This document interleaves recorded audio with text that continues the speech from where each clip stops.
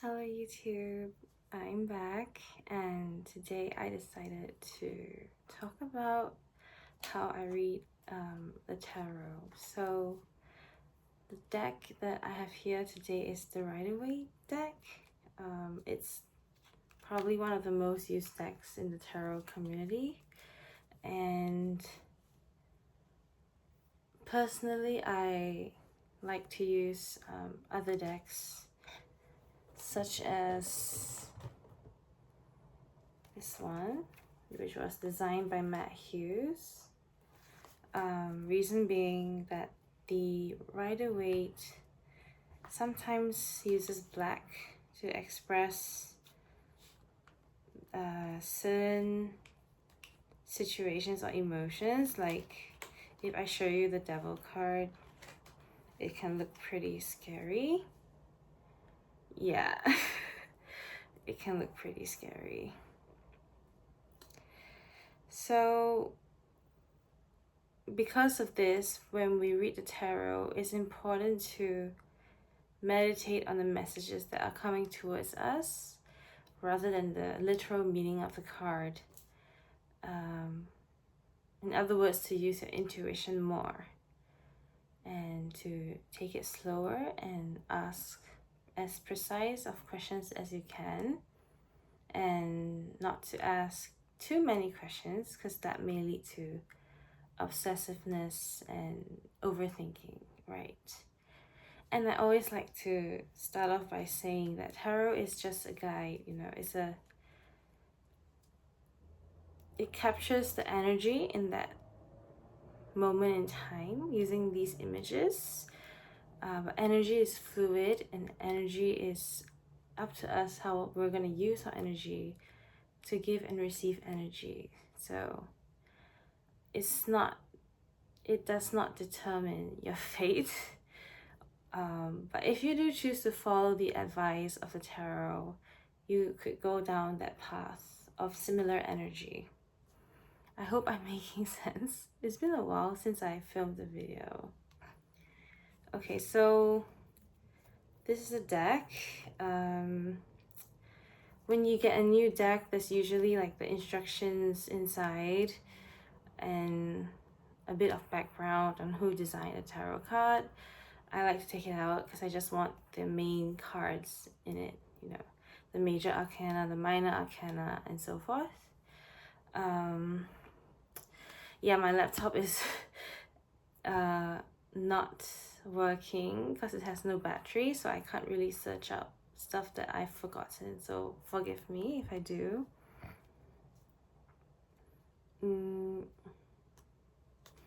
These days I usually read the cards. Let's take an example. I usually read the cards upright. Okay, the hangman is not a very good example because it looks like it's upside down, but we'll use it. I like to read it upright because from my experience, reading the card upright gives a very direct and clear answer to what I'm asking, especially if it's a yes or no question. Hangman can be viewed in both positive light and good light, as with, I think all the tarot cards in different situations. Not to say that if you pull a card like the devil and you want to read it positively, it always works. I'm just saying it's circumstantial. So you have to use your intuition when you're reading the hangman. So let's focus on one card at a time if you're just starting out. And a lot of people will say hangman, oh, it's like a waiting energy. It's like a stuck, not really stuck, more like stagnant. And hangman, beside other cards, because when you have other cards around your main card, it affects the energy of that card. Let's say I pull a 10 of swords beside the hangman. That would be indicate to me quite a serious like mental health issue or mental depressed mental state, because around the hangman we see this yellow glow, which I just got a notification. Okay, never mind. A yellow glow, which symbolizes to me that it is about the mind, which is why some people read the hangman as a revelation and a realization.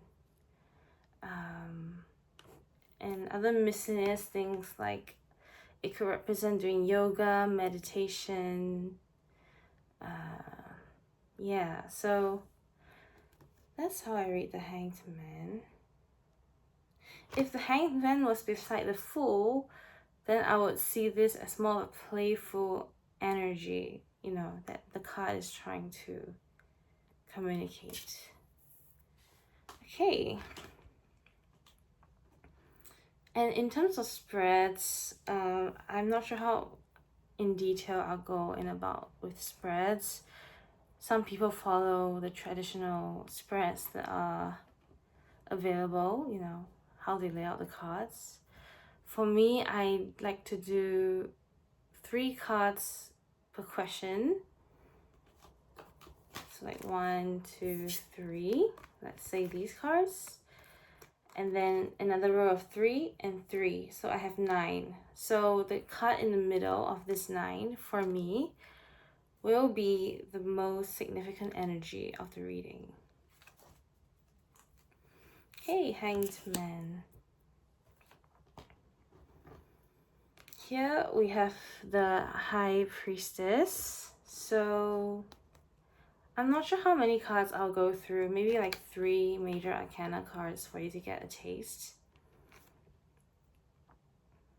Yeah, so we have the High Priestess.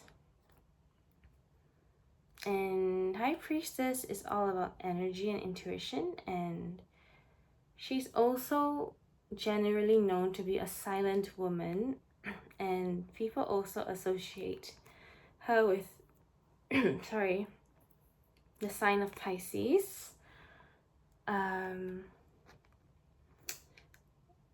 high priestess is also very knowledgeable, someone who has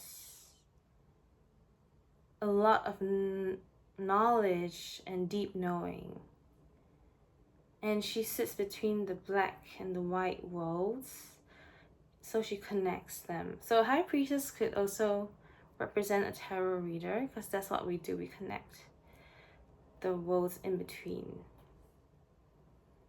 And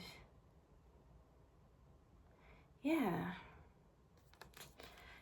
it's a positive card, but depending on context, it could be negative. Like in a relationship reading, if I were to pull a high priestess, this could indicate that your position as the woman in the relationship could be like as a side thing or a secret because she's silent. Or it could be good if the answer is that communication between the two of you are very intuitive and need not use words to understand each other.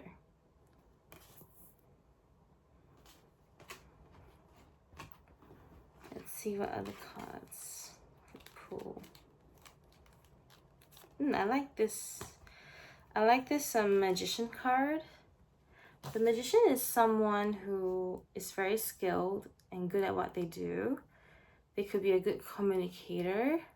So in a career spread, I would ask my client if they are into communications, something like that. But I've seen this card for physiotherapists before, for designers, so it's not necessarily it. Magician is positive energy, and you can see he has that hand, one up, one down, so as above, so below. But in a relationship reading, some read the magician as like a player energy, which is why I like to have different decks, because with different pictures you receive different kinds of energy. Like with this magician in the Rider-Waite, I feel like he is more of a skilled person rather than a player. But in my other deck, if I can find it, in my other deck, the magician looks a bit of a player, you know, very handsome and a bit energetic. So you have to decide for yourself which deck is going to work best for you at which point. And sometimes we decide on the spot because the client is using their intuition to pick the deck. Yeah, so these are the 3 cards that I've introduced to you. Yeah, what else do I want to add?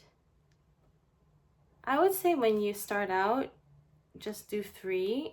You could use one as the past, one as the present, and one as the future. And I would say there's no really,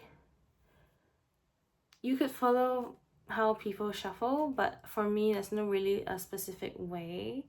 Or you could watch YouTubers how they shuffle and the card jumps out. But for beginners, we tend to like spread the card out on the table like this, and then you pick. So you can see every single card and pick the one that you feel is calling out to you. So yeah, that is my video for how to read tarot, and I hope you enjoyed it. If you would like a part 2, let me know, and I'll see you soon.